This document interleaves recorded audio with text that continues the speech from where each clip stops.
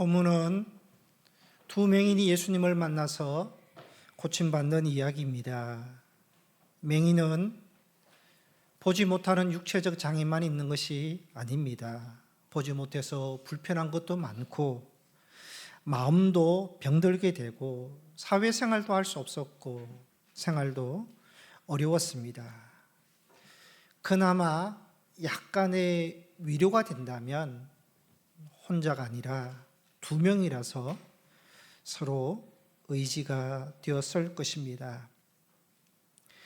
27절에 예수께서 거기에서 떠나가실세라고 되어 있습니다. 거기에서, 이 거기는 지난 주일에 보았던 내용으로 예수님께서 회당장의 집에서 죽은 딸을 살려주셨습니다. 거기에서 떠나가실세, 회당장의 집에서 나와서 가셨다는 것입니다.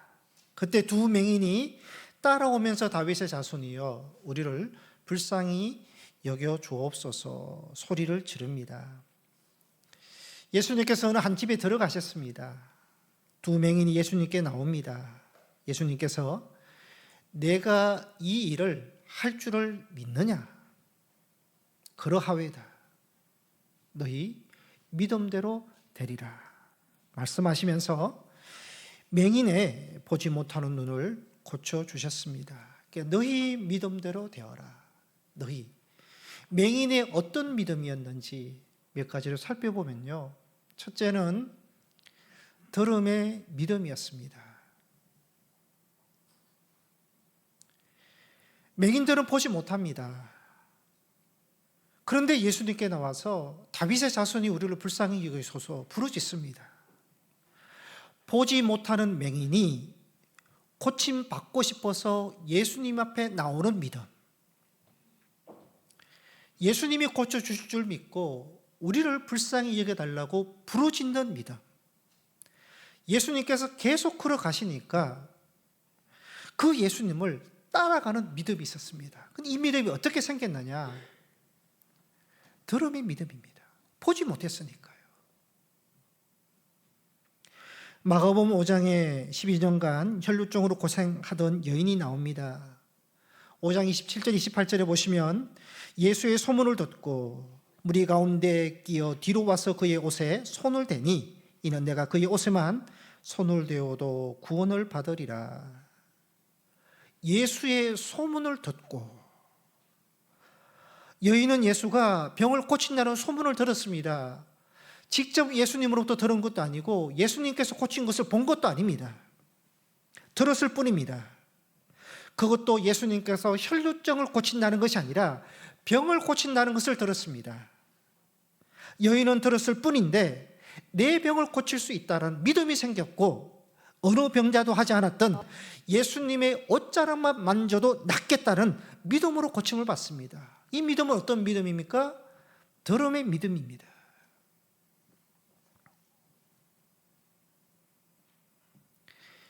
사람의 언어는 듣는 데서부터 시작이 됩니다. 아기들이 처음부터 글을 배우고 언어를 배우지 않습니다. 듣는 것이 먼저입니다. 아기들은 말은 못해도 알아듣습니다. 듣고 나니까요, 입이 열립니다. 우리나라가 자살률이 높은 것은 물론 여러 가지 이유가 있겠지만 그 중에 하나는요, 자기를 사랑해주는 한 사람, 자기를 이해해주는 한 사람, 자기 말을 들어주는 한 사람이 없기 때문에 극단적인 선택을 하는 것입니다. 듣는 것이 사람을 살린다는 것입니다.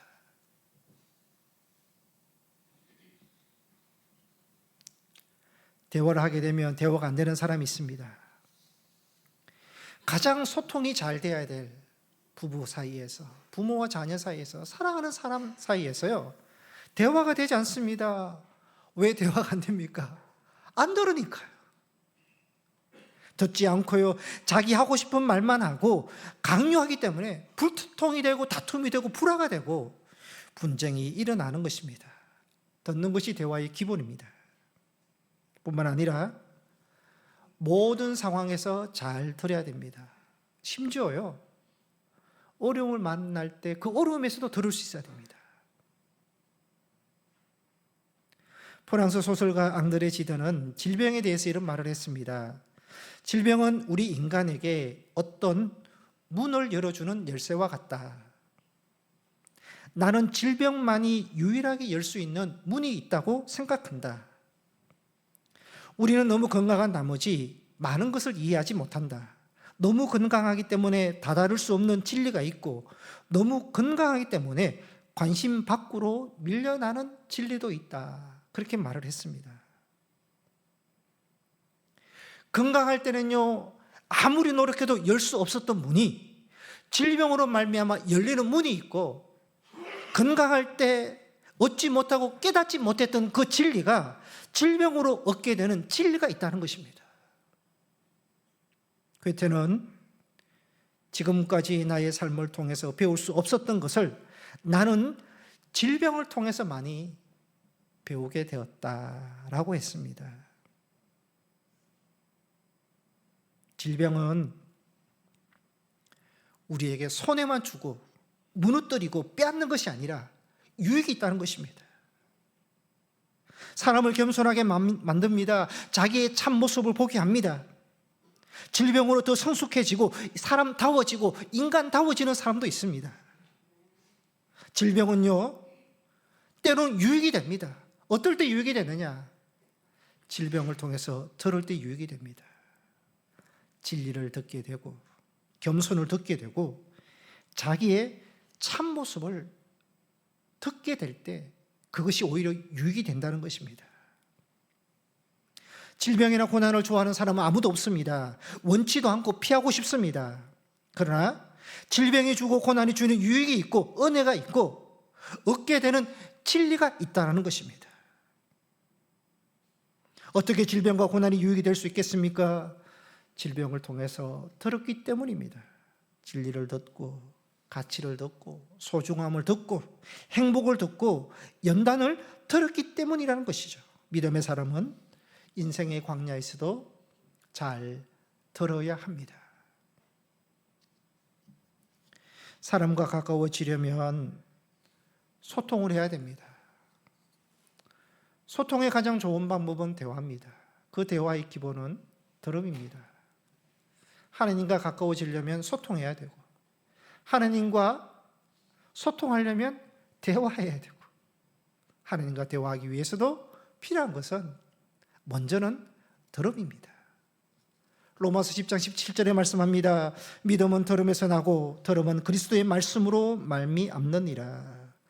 말씀을 들을 때 믿음이 생기고요, 믿음이 자라고 성숙하는 것도 어디에 있느냐? 들음에서 있다라는 것입니다. 여러분, 우리가 지금 예배를 드립니다. 좋은 예배자는 어떤 사람이겠습니까? 잘 듣는 사람입니다. 말씀을 듣고 설교를 듣고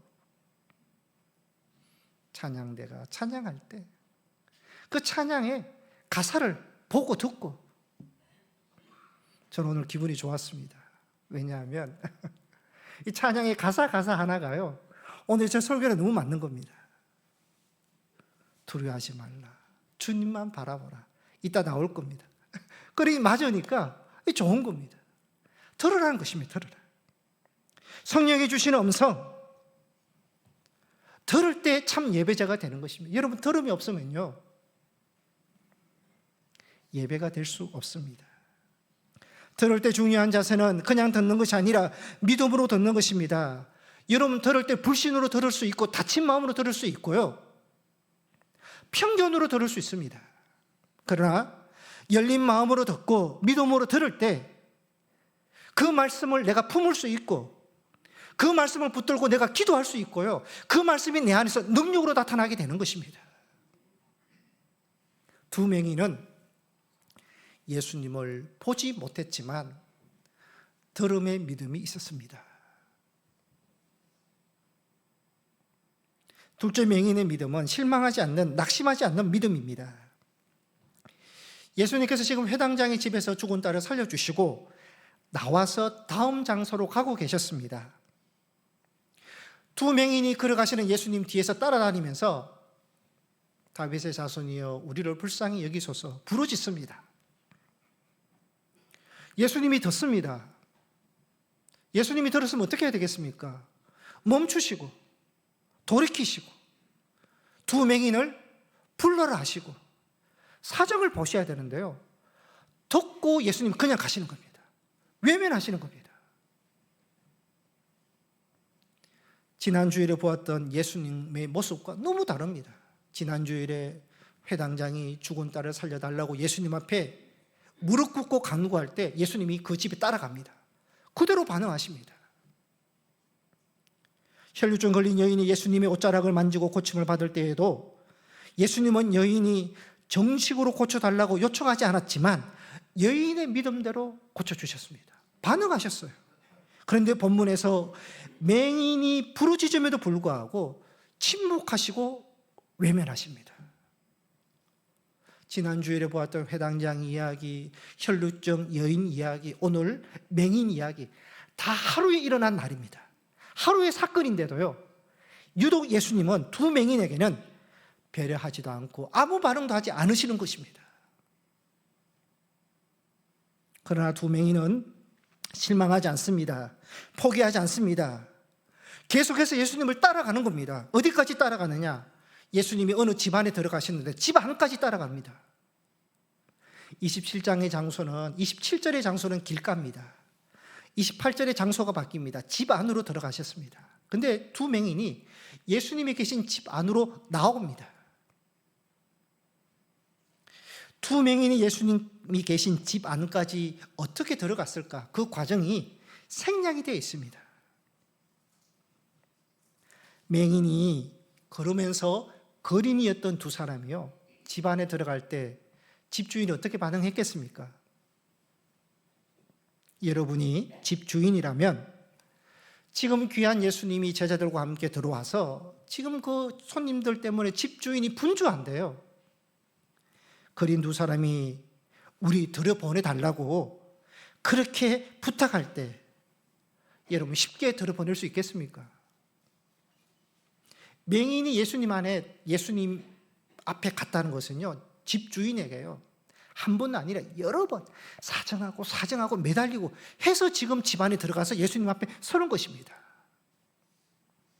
그러니까 맹인이 예수님 앞에 나오기까지는요, 과정이 정말 쉽지 않았습니다. 길가에서 예수님께 부르짖어도 예수님은 들은 척도 하지 않고 외면하시면서 계속 가시고, 예수님이 반응하지 않으니까 제자들이나 뒤따르는 사람들은 어떻게 했겠습니까? 맹인이 부르짖으니까 예수님이 반응하지 않으니까 잠잠하라고 제지시켰을 것입니다. 집주인 역시 거린이었던 이들을 쉽게 예수님께 바로 들여보내주지 않았을 것입니다. 맹인은요, 이 모든 과정을 지나서 예수님 앞에 나아갔던 것입니다. 인간적으로 보면 맹인이 들었던 그 말이나 감정으로 처리했다면요, 벌써 포기했을 것입니다. 더러워서 내가 안 가겠다고. 그러지 않겠습니까? 그런데 맹인들은 자기 목적을 이루기까지, 예수님 앞에 나아가기까지요, 결코 실망하지 않았고 낙담하지 않았다는 것입니다. 왜 이들이 실망하지 않고 낙담하지 않았겠습니까? 상황 보지 않았습니다. 그들을 막는 사람들 보지 않았습니다. 그들의 말에 상처받은 것에 집중하지 않았고 자기의 감정에 치우치지 않았고 오직 예수를 바라보았기 때문에 예수 앞에까지 나아갈 수 있었던 것입니다.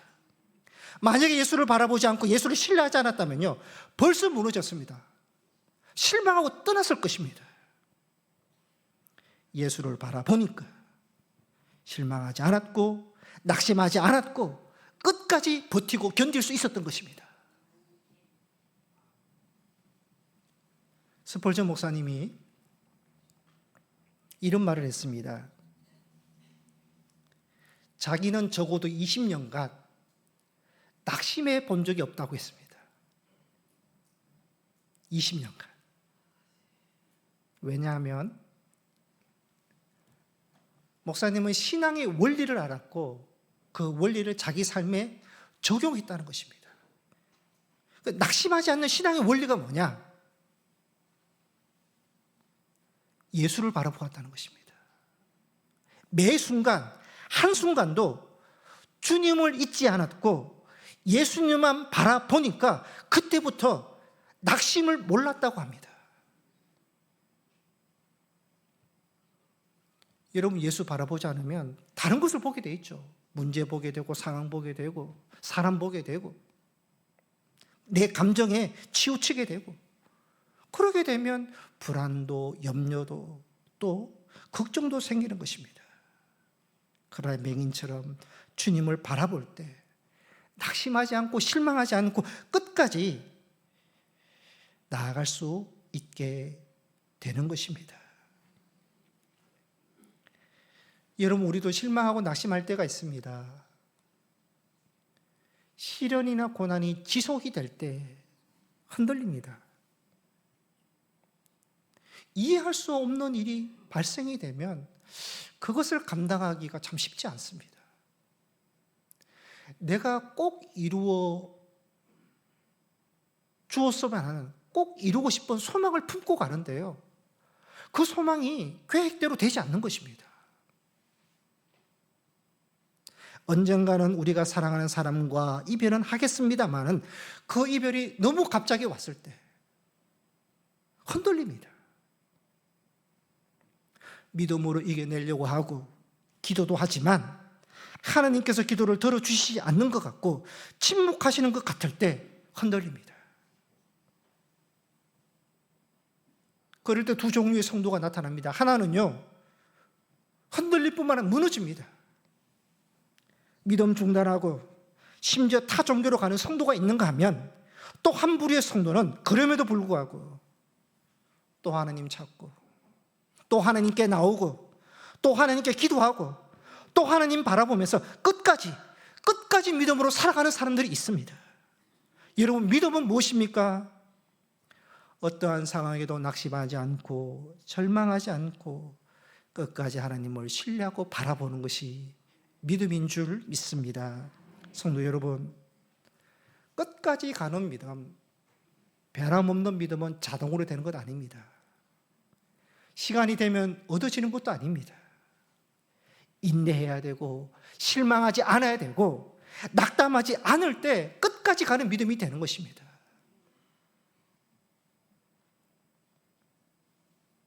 루터가 가톨릭 교회의 부정부패를 비판하면서 종교개혁을 일으킵니다.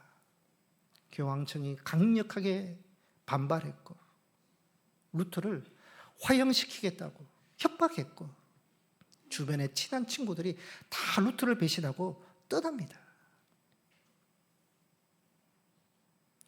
그런 어려움과 죽을 고비를 만나니까 루터도 힘이 드는 겁니다. 자기 서재에서 앞으로 어떻게 할까 걱정하면서 고민하고 있으니까 루터의 아내가 상복을 입고 옵니다. 그래서 루터가 누가 죽었느냐고, 그러니까 하나님이 죽었다고. 아니, 무슨 하나님이 죽느냐고 그렇게 말을 하니까, 하나님이 죽지 않았다면, 하나님이 살아계시다면 당신이 그렇게 절망하고 자제를 할 이유가 있겠어요? 그렇게 말을 했습니다. 그러니까 루터가 지혜로운 아내의 말 한마디에 다시 한번 힘을 얻어서, 그래, 하나님은 살아계신다. 그 하나님은 나를 아신다. 나를 아시는 하나님은 여전히 내 편이시다. 그렇게 고백하면서 종교개혁을 완수했다고 합니다. 여러분, 루터의 아내의 말을 한번 생각해 보세요. 하나님이 돌아가셨다. 상복을 입은 하나님. 여러분, 상상이 되십니까? 있을 수도 없고 말도 안 되는 거죠. 생각도 할 수 없습니다. 여러분, 내가 힘들다고, 내가 어렵고 슬프다고 하나님께 상복을 입혀드려서는 안 된다는 것입니다. 하나님은 약한 하나님, 아무것도 하지 못하는 그러한 하나님을 우리가 상복을 입혀드려서도 안 되고요. 우리도 마찬가지입니다. 내가 힘들다고, 내가 슬프다고 자기 자신에게도 상복을 입혀서는 안 됩니다. 나는 약해, 나는 할 수 없어, 나는 못해. 하나님을 믿는 자녀로서 하나님이 계심에도 불구하고요, 스스로 자기 자신에게 상복을 입혀서 자기 자신을 죽은 사람, 아무것도 할 수 없는 사람으로 만들어서는 안 된다는 것입니다. 마찬가지죠. 가족에게나 자녀에게도 상복을 입혀서는 안 됩니다. 너는 할 수 없어, 너는 안 돼. 그래서는 안 된다는 것이죠. 하나님이 어떤 분인지 우리가 분명하게 믿고 선포해야 합니다. 성경의 하나님은 지금의 하나님이십니다.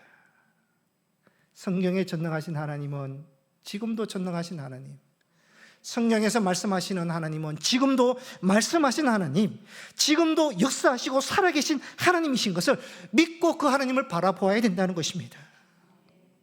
여러분, 성경에서 말씀하신 하나님, 내가 알고 믿고 고백하는 하나님, 내 삶과 내 처한 그 상황에서 하나님은 동일한 하나님이 되어야 됩니다.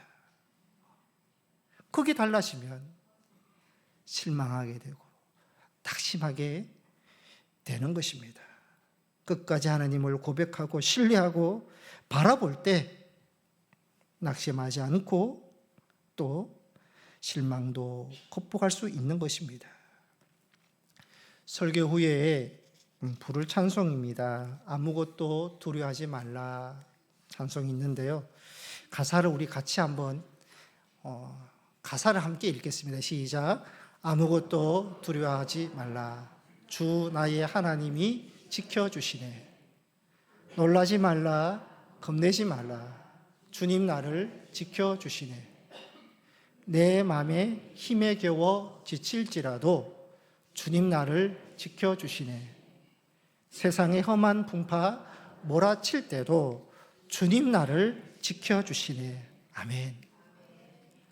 하나님이 함께 하시고 하나님이 지켜주신다. 여러분, 지금의 우리 상황, 모든 상황에서 끝까지 하나님은 함께 하시고 지켜주신다. 그 하나님을 바라볼 때요, 낙심하지 않게 되고 실망하지 않게 되는 것입니다. 여러분, 실망하지 않는 것도 믿음이고요, 낙심하지 않는 것도 믿음입니다. 셋째, 맹인의 믿음은 변화의 믿음입니다. 예수님은 너희 믿음대로 되라 말씀하시면서 맹인의 믿음을 보시고 고쳐주셨습니다.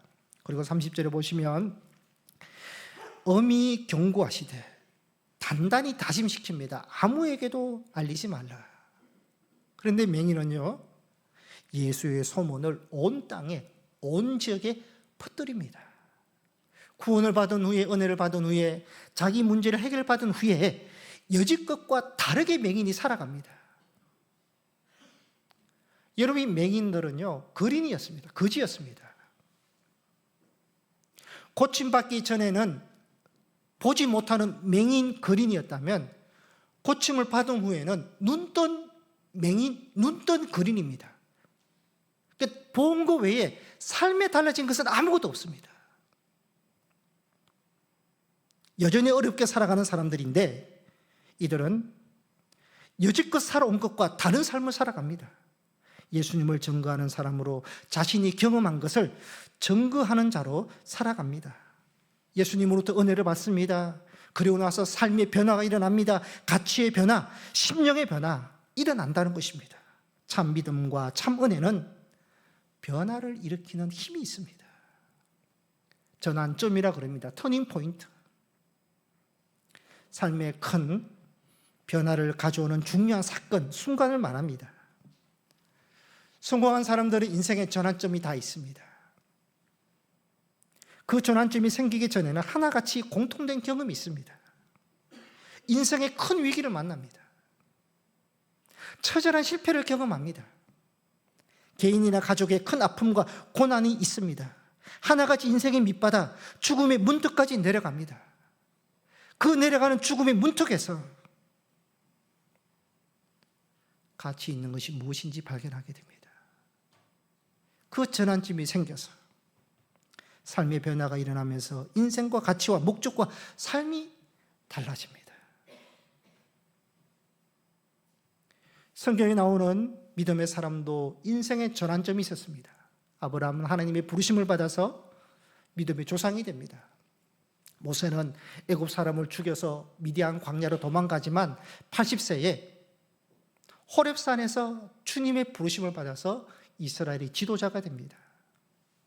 바울은 초대교회와 교인들을 박해했는데 다메섹 도상에서 주님을 만나고 주님의 부르심을 받아서 사도가 됩니다. 믿음의 사람들은요, 하나님을 만나고 예수 그리스도를 만나고 주님이 보내신 사람을 만나서 만남을 통해서 인생의 전환점이 일어납니다. 변화가 일어났던 것입니다.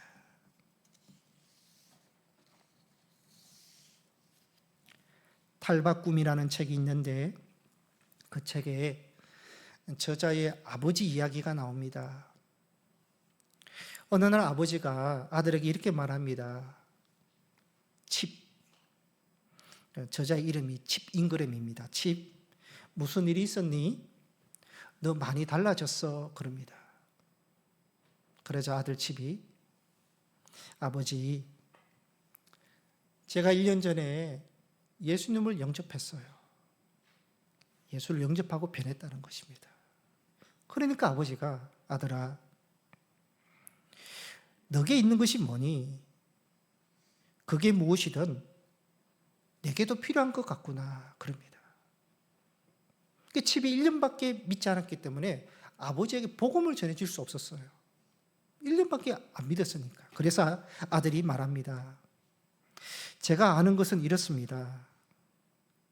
성경을 읽기 시작했고 영접 기도를 드렸더니 제 속에 많은 것들이 변하기 시작했어요. 그랬어요. 그러니까 아버지도 성경을 접하기 시작했습니다. 새벽 5시 반에 일어나서 1시간 동안 성경을 읽습니다.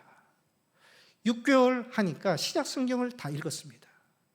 신약 성경 전체의 주제가 믿음이라는 것을 깨닫습니다. 그것을 발견한 후에 아버지는 형식적인 교회를 다니는 교인에서 이제는 하나님의 자녀로 변하고 예수님을 자기의 삶에 모셔드렸다는 이야기입니다. 이 책의 요지는 삶의 변화는 어떻게 일어나느냐? 진리, 성경과 함께 시작된다는 것입니다. 변화는 의지로 되는 것이 아니고 생각으로 되는 것도 아니고 봉사 잘한다고 변화되는 것도 아니고 직분이 변화되는 것도 아니고 믿음의 연수가 변화되는 것이 아니라 변화는 언제나 진리에 의해서 말씀에 의해서 되는 것이다. 말씀만이 우리를 변화시키는 것이다. 그것이 그 책에서 말씀하는 겁니다. 그래서 제목이 탈바꿈입니다. 여러분, 참 믿음은, 은혜는 우리를 변화시킵니다. 예수님은 우리를 변화시키십니다. 육의 자녀가에서 영의 자녀로, 사망에서 구원으로, 세상의 소망에서 천국 소망으로 변화시키십니다. 예수님은 우리를 삶의 변화, 마음의 변화, 가치의 변화, 목적의 변화를 주십니다. 예수를 믿으면 우리 안에 이러한 변화가 일어나는 것입니다. 두 맹인은 예수님을 믿음으로, 예수님을 만남으로, 주님이 주시는 은혜로 변화가 일어났던 것입니다. 말씀을 요약하면 예수님께서 두 맹인에게 너희 믿음대로 되어라 말씀하셨습니다. 그들의 믿음을 통해서 예수님께서 은혜를 주시고 고쳐주셨습니다. 그들의 믿음이 어떤 믿음입니까? 볼 수 없었지만 들음의 믿음으로 예수님을 따라가는 겁니다. 예수님을 따라가는 믿음에서 실망합니다. 낙담이 있습니다. 그러나 포기하지 않고 끝까지 예수님을 따라가는 믿음입니다. 그리고 주님을 만난 후에는 변화의 믿음까지 있었습니다. 성도 여러분, 주님께서 동일하게 우리에게 말씀합니다. 너희 믿음대로 되리라.